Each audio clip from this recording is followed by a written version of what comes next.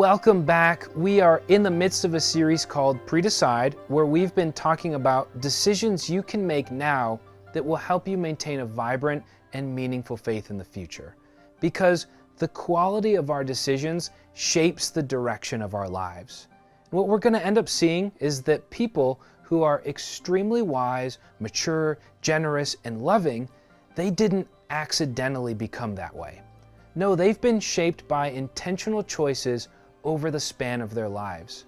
And in this series, we're looking at choices that have incredibly big impacts on the type of people we become, and we're trying to make some decisions in advance that will help us become the outrageously loving, unprecedentedly generous, uncommonly wise people that God is trying to shape us into. And last week, we talked about how we can pre-decide to be ready to overcome temptation. And this week, we're talking about a decision that honestly is one of the most impactful decisions a person can make. And that's the decision to be consistent. Now, Craig Groeschel said, successful people do consistently what others do occasionally. Now, the goal of the Christian life is not to be successful in worldly terms, but this concept still applies. Spiritually mature people don't magically become mature by some stroke of luck. No, they strive to be consistent in their time in the Bible and prayer. They consistently root out bad influences and seek good ones, and the list of things that they're consistent on goes on and on. Now, it's not that people who are spiritually immature don't see the value in prayer and scripture and good influences, and it's not like they don't read their Bibles or pray from time to time. No, it's that those who become mature become so because they've done with some degree of consistently what is often done by others occasionally. Now, this goes for all sorts of things. Radically generous people have become radically generous by doing consistently what others do occasionally. They consistently stick to their budget. They consistently plan ways to be generous. They consistently say no to overspending on themselves and say yes to using their money to serve others. Wise people become wise by consistently seeking to gain knowledge and wisdom. They consistently try to choose the wise option and look for feedback and grow from constructive criticism. Consistency is a huge determining factor in our growth in all sorts of areas of our lives. One of the ways the Bible talks about this concept is by talking about self-control and self-discipline. Now, usually we don't think about self-control or self-discipline in terms of consistency, but that's what it is. You know, when we read the Bible, there are a series of Greek words in the New Testament that we translate into English as self-control or self-discipline, and they show up in a ton of places, but this passage sums up the concepts that they described well. This is Titus 2.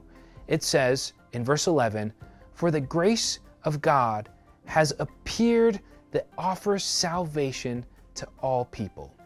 It teaches us to say no to ungodliness and worldly passions, and to live self-controlled, upright, and godly lives in this present age. Usually, when we think of the idea of self-control, we think about it mostly in terms of our ability to say no to certain things. You walk by a plate of cheesecake at a party, and you don't take any, and someone says to you, "Wow, you have so much self-control." But this verse shows us something different. It says God's grace teaches us to say no to ungodliness, but it also helps us live self-controlled and upright godly lives. That means part of being self-controlled is saying no to ungodliness, but it's also saying yes to living upright and godly lives. The idea of self-discipline and self-control, as they're described here, is not just being able to say no to certain things, but it's also our ability to say yes to the right things. This is the idea of consistency. It is consistently doing the things we should and consistently not doing the things we shouldn't. Now, there's a good chance you're listening to this and thinking, well, I'm in trouble because the only thing I'm consistent at is being inconsistent. So we've got to ask, how do we develop this kind of consistency in our lives? How do we develop the self-discipline to regularly do the right things and consistently not do the wrong things? Well, we first need to state that this is one of the areas that Jesus does want to help us grow in. And so, like any of the fruit of the Spirit, our growth starts with faith in Jesus. Inviting Him into our lives helps us grow in this area, and it's not just a first step, but it's a constant process of reflection and confession and prayer. So let me encourage you right now, start by admitting to Jesus that this area might be a problem for you and that you need His forgiveness for your lack of self-discipline, and you need His help as you try to grow. But there are a few things that we can do to help in this process of growth, and the first of those things is to start with the why. Having a clear why behind our actions helps us develop our consistently. Ultimately, understanding our why shapes our hearts, which in turn impacts how we approach those things. So take, for example, the issue of prayer. Say I want to be more consistent in my prayer life, but my reason for why I want to do this is this. Well, my pastor said that good Christians, they pray regularly, so I should probably try and pray regularly as well. Let me ask you something. Is that why really going to help you pursue a life of prayer? No.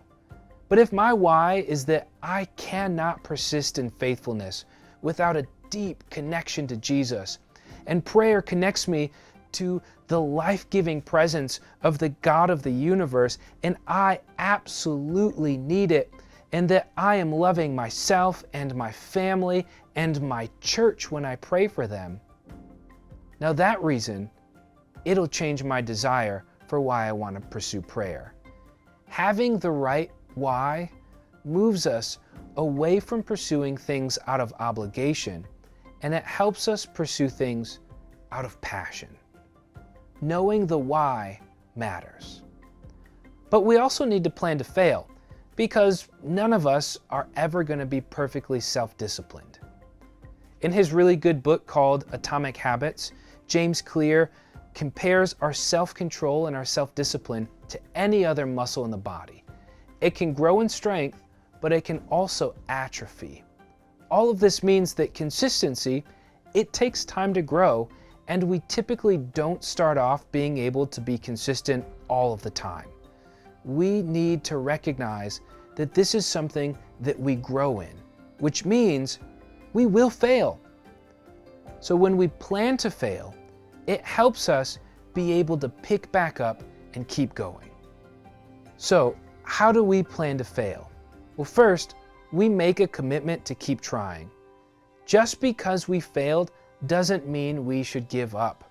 Like I said, consistency grows over time. It's a muscle that needs to be built. So keep trying. And with that commitment to keep trying, a good resolution to have is this: if you miss a day, don't miss two. We plan to fail because we know that failure will happen. So have a plan that gets you to keep trying. Over time, you will grow in your consistency. Finally, it helps to fall in love with the process rather than simply obsess over the outcomes. If I only pray because I want God to grant me some specific prayer request, that's not sustainable, is it? What happens if God says no? Or if God's timing doesn't look like my timing? Most likely, I'm going to give up. But what if, over time, I learn to really enjoy praying? What if I find that 20 minutes of journaling prayer in the mornings with God is really good for my soul, regardless of how God decides to answer my prayers? If I learn to love the process, then I end up developing a sustainable habit.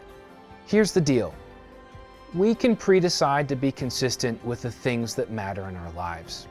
But first, we need to recognize that our self-control, our self-discipline, what we're calling consistency, it's something that we need God's help with. But we can also work at it by clarifying our why, by making a plan for what to do when we fail, and by falling in love with the process. Hope you have a good time discussing today's content with your group, and we will see you soon.